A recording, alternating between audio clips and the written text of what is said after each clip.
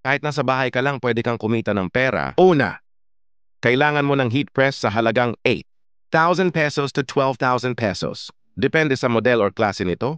Di mo kailangan bumili ng naglalakihang printer.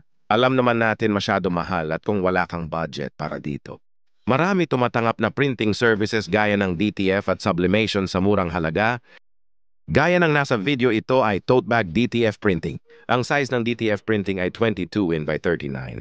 In sa halagang 160 pesos, pagkwenta nito para makuha mo yung tamang presyo, ipasok mo ang iyong image sa 22 inches by 39 inches. Kung ilan piraso magkakasya, divide mo sa 160 pesos.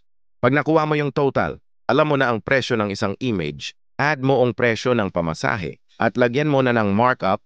Eto yon kung magkano ang gusto mo kitain sa isang image. Sana makatulong sa inyo.